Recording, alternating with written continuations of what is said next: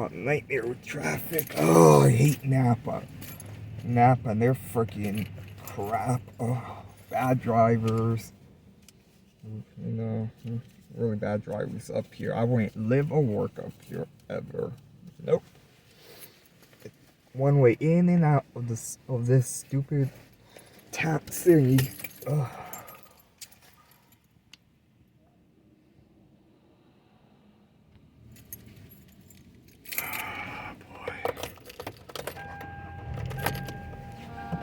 Yep, a short time ago.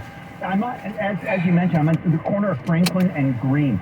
This is a major intersection and thoroughfare for cars, though beneath Franklin here is a major water sewer line that runs. What happened during that flash flood? So much water entered the system that it not only backed up the 4 storm drains on the corner here, it started to send water up through the center of the street, causing this entire intersection to turn into a temporary lake for just a few minutes. The water has since receded, though. It's been this way throughout patches of the city. On my way over here, I was able to see some standing water on Market in Franklin. There were spots right around San Francisco City Hall where there was plenty of standing water. Generally speaking, because there was so much water coming down, everything got inundated, a lot of water backed up, not just from the storm drains, but coming up through manholes that are a way in which the sewer pipes vent. So as I mentioned, it's clear here now, though if you're out and about, any bit more rain can certainly cause another backup here, so travel with caution. Reporting live in San Francisco, David Welch, KCBS. Good advice, David. California hosted Swedish royalty today in Sacramento. This KCBS's Megan Goldsby reports they were here to renew a climate partnership with the state. Both California and Sweden are working to be carbon neutral by 2045, and this agreement lays out a 5-year plan to help in that effort. Sweden's Minister for International Development, Cooperation and Foreign Trade, Johan Forsell. The green transition is a clear sign of our mutual interest in taking concrete action forward. We want to see this green industrial revolution that provides so many opportunities. It could be for creating new jobs, there's global competitiveness, just societies, and also economic prosperity. Their Royal Highnesses, the Crown Princess Victoria and Prince Daniel of Sweden, stood nearby. This partnership was first inked in 2017, and says Governor Gavin Newsom, So much has changed since 2017. So little was understood as it relates to the issue of climate and policy in 2017 compared to where we are today. the agreement signed in Sacramento addresses zero-emission cars and other forms of transportation, climate-smart agriculture, and clean energy. Megan Goldstein, KCBS. Here on the Money Watch, Jason Brooks is off today.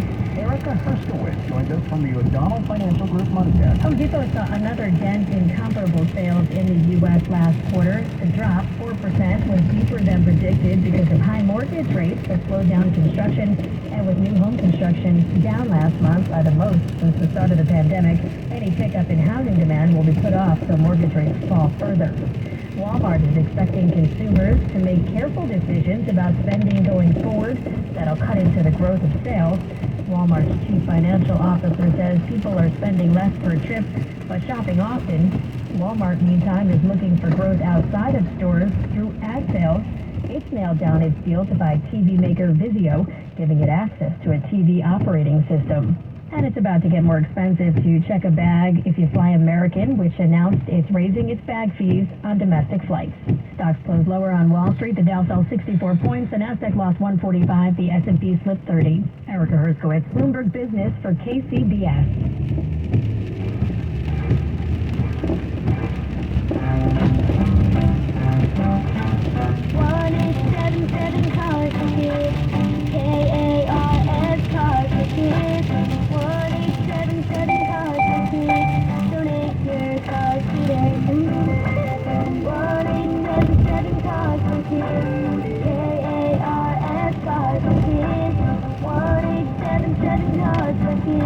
Donate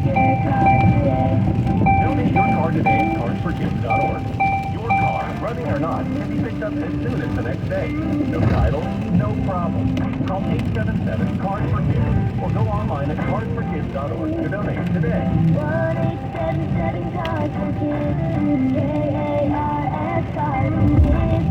1-877-CARS-FOR-KIDS. Donate your car today. Now accepting donations of land, homes, buildings, or any kind of real estate. Record profits for power companies. Record bills for you, Bay Area. The Bay Area already has one of the highest rates in the country while making huge profits. Now they want even more, announcing yet another huge rate increase. Local veteran-owned Semper Solaris is on a mission to help you achieve energy independence. The best way to do that is with solar plus battery storage. Introducing Tesla Powerwall 3, now in stock. Go solar for less with the battery you want, and best of all, you only need one battery. Let us install your very own power plant on your roof. Need a new roof? We can install that too. It gets better. We'll take care of your electric bills for 3 months, plus 0 down, 0 interest, and get your 30% federal tax credit. Or take the no money out of pocket option. Pay nothing at all and drastically lower your electric bills hassle-free. Call Semper Solaris now, 415-367-0747, or visit sempersolaris.com. On approved credit, up to $500 reimbursement or discounted from sales price, 30% federal tax credit based on eligibility. Consult your tax advisor. New customers only. Some restrictions apply. See website for details. sempersolaris.com. Offer expires 2/29/24. CSW number 978-152. Hey guys, this is Dr. Robert Rowley from Primal Medical. For the past 10 years, we have been helping men improve their performance. We can help with ED, PE, low testosterone, and incontinence. We have the revolutionary Emfella chair that delivers 11,000 kegels, straightening the pelvic floor muscle, helping you improve incontinence and ED. We specialize in acoustic wave therapy for those patients who like to achieve top performance without the need for pills. For those patients who like to take pills, we have our sublingual lozenges, which bypass the digestive system, making them work faster and better. And testosterone therapy for those who need it. Call now and let Prime Male Medical improve your performance. Get your first visit, PSA test, testosterone test, Doppler ultrasound, and a full year of follow-up visits for just $99. Go to primemalemedical.com or call 415-761-4037. That's 415-761-4037. KCBS News Time 3:28. We're headed to the South Bay this time around. KCBS Traffic with Kim in your local Honda dealer's traffic center. Lots of heavy traffic in the Santa Clara Valley and some new crashes. Let's start with the backup on northbound 680 in East San Jose. This is a spin-out crash before McKee Road, blocking the left lane, according to the KCBS phone force. I can also see very heavy traffic southbound 680 between Milpitas and San Jose. Brake lines begin right around Jacqueline Road, so that's a slow commute. Meanwhile, we're trying to recover on 680 in both directions in the Sonol area. We had a 7-car crash last hour on southbound 680, Highway 84, which is gone now. It took a really long time to get that healthy again, and it's not healthy at all. Northbound 680 is backed up from well before South Mission Boulevard for your ride up and over the Sonol grade, all because of the crash at Andrade Road and the weather. So that's extremely slow between Fremont and Pleasanton. Also backed up on the Dublin grade, the eastbound 580 between Castro Valley and Pleasanton because of the big rig crash before Hacienda. Eastbound 580 waiting for a heavy-duty tow truck there. Next up is 338 on the traffic leader, KCBS. We'll expect showers mixed with an occasional downpour and thunderstorms with hail at times. That heavy cell that moved over San Francisco and triggered that flood warning is now over the East Bay, and that's where we have flood advisory for the urban and small streams, basically. Lighter rain could linger into tomorrow morning's commute. Expect sunshine to make a grand reappearance by tomorrow afternoon. Traffic and weather together on the 8th on All News 106.9 and AM 740 KCBS. It's not often that something you like is actually good for you. Take sleeping on your side. Studies indicate that side sleeping can help with nighttime breathing. At European Sleepworks, they have many options to help side sleepers create the comfort and stability they need. From their unique contoured mattresses to their patented custom-fit oxygen pillows. After all, for over 50 years, they've been working on your side. And that's a good thing. European Sleepworks in Adeline and Ashby in Berkeley or online at sleepworks.com.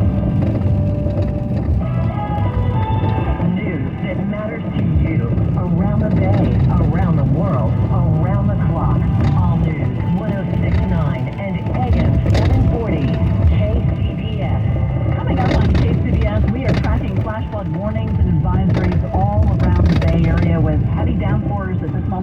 to the East Bay. Law enforcement is cracking down on a globally prolific hacker group. This is Shannon Goldman in East Oakland, where state officials and nonprofit leaders are passing the mic to young people when it comes to California's youth mental health crisis. Good afternoon. I'm Patty Ryan. And I'm Brett Burkhardt. Usually this time of day we bring you our State of California report. CBS political analyst Doug Roberts is off today. Officials in the U.S. and 10 other countries say they have taken down what is believed to be the most prolific hacking group of all time. Holly Kwan spoke with Bloomberg's Jamie Terabay. Jamie, let's start with you telling us a little bit about Lockbit. How big of an operation was this? Well, what was really interesting about Lockbit and what we've heard from many of the people who have studied them is that they're prolific and the most successful ransomware group ever. They work as, they sell ransomware as a service to their affiliates, and we don't know how vast that network is. What we do know is that as part of the operation that the law enforcement agencies have been carrying out in recent days is that they've seized 11,000 domains and servers and source code and encryption keys. So that does give you some indication of just how vast their network is. Within the United States, FBI says there's been 1,600 victims, internationally 2,000, and over 144 million ransom demands. So, I think that the numbers speak for themselves. 11,000 domains, is that most of the operation, or is that just a fraction of what they were operating? I think it's been a significant hit from everything that we've seen and been told. Their communications, the really important details and the material that they really hold closely and care about. The communications between each other, between the groups, the messages, the sort of personal information, identifying information. That's what's been taken as far as we know, and as well as the ability to release some of the victims who've had their data encrypted. There might be a chance now that they'll be able to get that data back without having to pay ransom. And these were some pretty large and well-known victims. Yes, some of the biggest hacks of the last couple of years, UK's Royal Mail, the ICBC Bank, the US arm of that bank, the Equilend, which is a trading platform, just in January was another victim. So, it's definitely been really punitive the way that they've operated. They're very fiscally minded, so they're very, very, very successful. And they've been running a very, very successful business model for years now and continuing to iterate. And now the question is, among a lot of the researchers and people who track these guys, is whether they're able to rebuild and rebrand after this disruption, which we've been told is really significant. Yeah, that's the question, is like how many more people or how many more operations are there like this out there, and how many of these people who didn't get arrested will break off and branch off and form their own? Well, that's a really good question, and I think that, even the officials will say that even as they've disrupted this group, even as they've gone into sort of the affiliate infrastructure and taken away servers that hold very, very sensitive information, they haven't gotten ahead of the snakes. So it's entirely likely, and we've seen this before, other groups have come back 6 to 8 months, a year later, and a different group, different itinerary, different identity, doing exactly the same thing.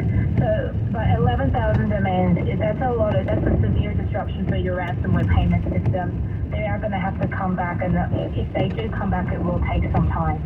And how easy or how quickly will some of these victims be able to get their information back? The FBI is saying to victims to contact them, and it really depends. 990 decryption keys is significant. Whether it's going to be everyone, whether it's going to be the really sensitive material that matters, we don't know. This is really the beginning of basically the next element of this operation is to try to get these details back for these people. There's nothing about whether they're able to get the over $100 million paid in ransom back. That seems much more unlikely. And that's Bloomberg Jamie Terabay. You can hear our Tech and Business Report weekdays at 12:30 p.m. on KCBS. Car owners across the U.S. are seeing a sharp increase in auto insurance premiums. Bankrate says the average cost of full coverage car insurance is up 26% this year to about $2,500, and the rates can be much higher in certain states. CBS's Anna Warner has more on what's driving the increase. The experts we spoke to say there's a number of factors behind the increases this year. Increases in car crash fatalities, car thefts, and weather-related claims over the past few years, along with inflation driving up the cost of labor and vehicle parts. Now, Bankrate says the average annual premium is now $2,543 a year. That number can vary depending on your state, however. Massachusetts and Vermont have some of the nation's lowest rates, for example, as a percentage of their income spent. But on the flip side, in states like Louisiana and Florida, folks there are spending between $3,600 and $4,000 a year. That last one in Florida. Why so much in Florida? Bankrate analyst Shannon Martin tells me a lot of it is the weather. If you think about a flood during a hurricane, for example, one house can have 3 cars. So climate change has an impact on auto insurance rates, especially if you live in a state with increasing and more severe weather events. Also, in many states, insurance companies look at your credit score. If you have better credit, statistically, you are probably going to pay less. That's CBS News' Anna Warner. City governments would not be allowed to require voter ID for local elections if a proposal by a state senator becomes law. Senator Dave Min wrote the proposed bill with an eye toward Huntington Beach's City Council, which has a voter ID proposal on the March ballot. Huntington Beach's mayor says she backs the voter ID approach to bring back faith in the voting system. Senator Min points to the success of California's COVID-19 push for universal mail-in ballots, and that proponents of voter ID laws have not produced any evidence for voter fraud. The League of Women Voters report shows that these measures disproportionately impact Black, Native, elderly, and student voters. We are headed to Oakland this time around. We got KCBS traffic, the very latest from Kim Vestal. We need to update several incidents impacting your ride around Oakland. Let's start with Highway 24. We've had a couple of problems on the westbound side of the freeway. A solo spin-out crash at Broadway westbound blocking the right lane. There's a second one closer to 580, also blocking the right lane. 880's tied up. We've got a crash northbound 880 before 7th Street. That's past 980.